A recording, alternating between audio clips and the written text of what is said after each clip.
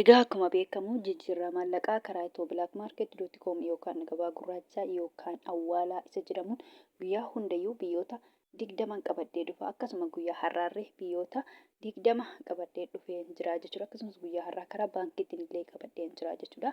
Baankota keessa immoo guyyaa har'aa baankii Hawaashiin biyyoota 6 qabadhee dhufee jira jechuudha. Akkuma beekamu karaa baankiitiin akka jareen qabadhee dhufa jechuudha. Guyyaa kalee akkuma beekamu viidiyoo kalee keessatti kan jedhee baankii Dashanii ture.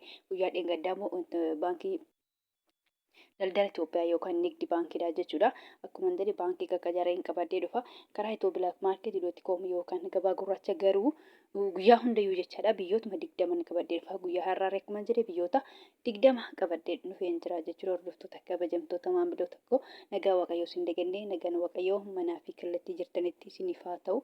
Warroonni mana kanaaf haara taatan noora manni kun mana keessanii chaanala kana sabskiraayib sheer laayik gochuun gara maatii keenyatti dabalamaa isiniin jenna.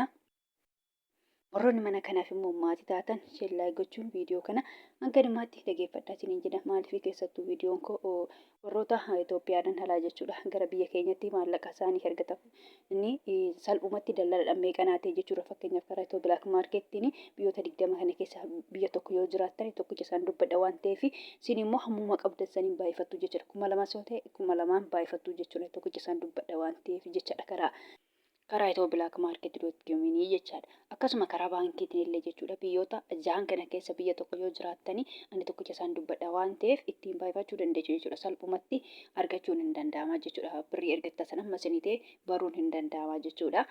Kan biraa immoo kanan jechuu barbaadu jechaadha. Itobilaakmaarketii Otuma onlaayinii irra jiranii jechuudha. Otuma onlaayinii irra jiranii guyyaatti yeroo 3 yeroo 2 yoo jijjiirama jechuudha. Otuma onlaayinii irra jiranii sekeendii ittiin qayyaramaa jechuudha. Yookaan isaanitti wayii dabalaa yookaan hin hir'isaa. Guyyaa tokkotti jechaan jijjiirama malee dhaabbataa miti itobilaakmaarketii akka baankii miti. Baankiin jechaadha yookaan torban tokko yookaan torban lamatti qayyarama malee hin qayyaramu jechaadha. Baankiin akka itobilaakmaarketii guyyaatti jijjiiramaan oolu jechuudha. Sa'aatiitti hin jijjiiramu jechuudha. Egaa gabaabumatti kanan qabadhee fe'ee akkuma beekamu kanneen akka Ameerikaan doolaarii, Kanaadaan doolaarii, Awustiraaliyaan doolaarii, Oman Riyaala, Duubaa Diraama, Saawud Arabiyaa Riyaala, Kuweet Dinaara, Baareen Dinaara, Joordaan Dinaara, Chaayinaa Yeewaanii, Paawundi Starlingii, Yuuroo, Koronaa, Turkii Liiree fi kan kana fakkaatan qabadhee dhufee jira jechuudha. Akkasuma immoo karaa baankiitiin immoo baankii Hawaashiin akkuma beekamu kanneen akka Ameerikaan doolaarii, Kanaadaan doolaarii, Duubaa Diraama, Saawud Arabiyaa Riyaala, Paawundi Starlingii, Yuuroon qabadhee dhufee jira jechuudha.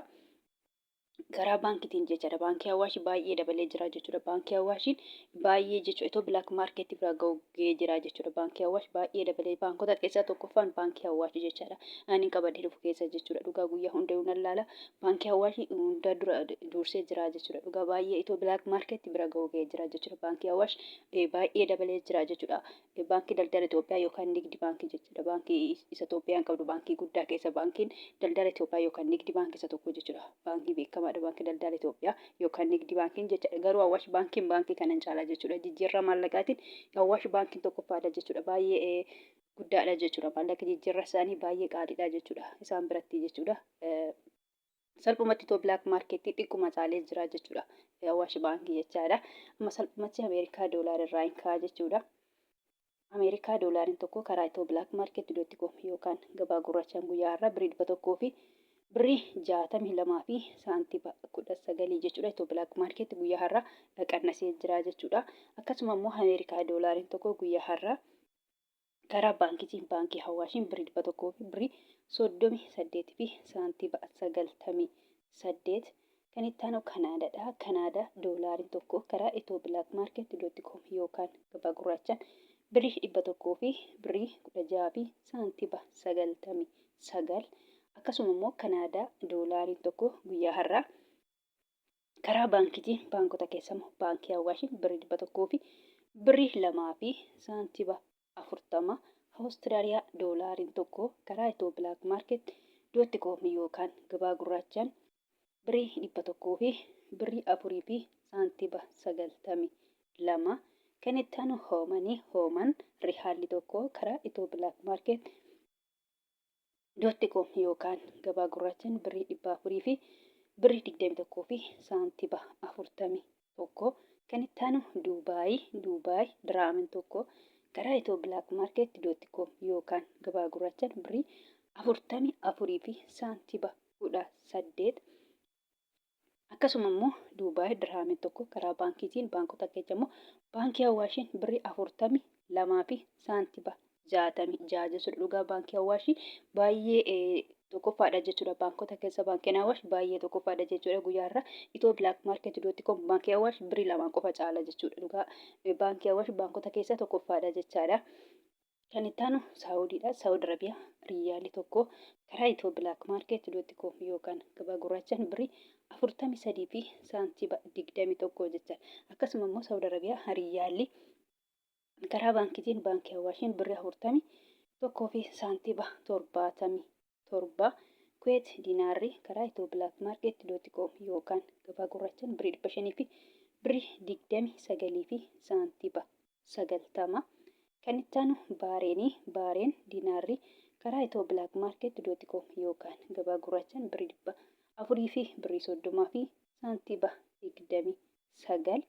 Joordaan diinaarri tokko karaa itoo bilaak maarkeetti dootti koom yookaan gabaa gurraachaan birrii 200 fi birrii 28 fi saantiba 51.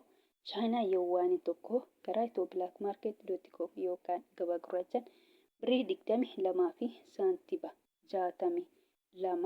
Kan itti aanu paawundiidha. Paawundi sterlingiin tokko karaa itoo bilaak maarkeetti dootti koom yookaan gabaa gurraachaan birrii 200 fi birrii 17 fi saantiba 98. Akkasuma immoo paawundi sterlingiin tokko karaa baankiitiin baankii Awaashiin birrii 100 fi birrii 87 fi saantiba 90. Kan itti aanu yuuroodha. Yuuroon tokko karaa itoo bilaak maarkeetti dootti koom yookaan gabaa gurraachaan birrii 100 fi birrii 87 fi saantiba 89. Akkasuma immoo yuuroon tokko karaa baankiitiin baankii Awaashiin birrii 100 fi birrii 62 fi saantiba 33. Kan itti aanu Swiss biraankiidha. Swiss biraankiin tokko karaa itoo bilaak maarkeetti dootti koom yookaan gabaa gurraachaan birrii 200 fi birrii 1 fi saantiba 41. Koronaan tokko karaa itoo bilaak maarkeetti dootti koom yookaan gabaa gurraachaan birrii 16 fi saantiba 90. Turkii liireen tokko karaa itoo bilaak maarkeetti dootti koom yookaan gabaa gurraachaan birrii 3 fi saantiba 95. Kan itti aanu Ijipshaan paawundiidha. Ijipshaan paawundiin tokko karaa itoo bilaak maarkeetti dootti koom yookaan gabaa gurraachaan birrii 3 fi saantiba 33. Yeemen riyaalii tokko karaa itoo bilaak maarkeetti dootti koom yookaan gabaa gurraachaan 0 saantiba 67. Kan itti aanu Israa'el shekeliin tokko karaa itoo bilaak maarkeetti dootti koom yookaan gabaa gurraachaan birrii 48 fi saantiba 44. Indiyaa ruupeen tokko karaa itoo bilaak maarkeetti dootti koom yookaan gabaa gurraachaan birrii 1 fi saantiba 84.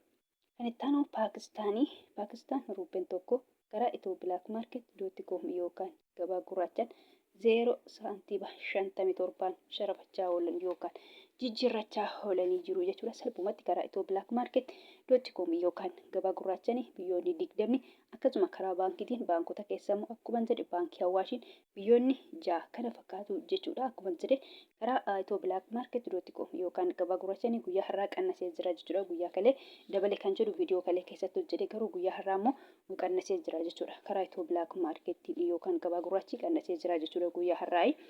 Kan biraa immoo kanan dubbadhu jechaadha. Guyyaa hundayyuu nan dubbadha. Warroonni Joordaaniif Beeruut jirtan jechaadha. Keessattuu warroonni mana badaa jirtan Joordaaniif Beeruuti. Fakkeenyaaf birriin biyya Joordaanii diinaara jedhama jechuudha. Warroonni mana badaa jirtan immoo diinaara biyya sanii osoo hin taane doolaarii fudhattu jechuudha. Akkasuma Beeruut yookaan limneen irree birriin biyya sanii paawundii jedhama jechuudha. Paawundiin Beeruut yookaan limneen baay'ee xiqqoodha jechuudha. Birrii Itoophiyaatti gadi akka birrii Paakistaanii akka birrii Yemenii jechuudha. Birrii Yemen fakkeenyaaf guyyaa har'aa 0 saantiba 67 jechuudha. Baay'ee xiqqoodha birrii Itoophiyaatti gadi jechuudha. Akkasuma birrii Paakistaan irree 0 saantiba 57 jechuudha. Kunillee baay'ee xiqqoodha birrii Itoophiyaatti gadi. Akkasuma jechuudha paawundiin Beeruut yookaan limneen jechuudha. Ani fakkeenyaaf fudhadhe kana akkasuma jechuudha baay'ee xiqqoodha akka birrii Paakistaanii fi akka birrii Yemenii jechuudha. Paawundiin Beeruut yookaan limneen jechaadha.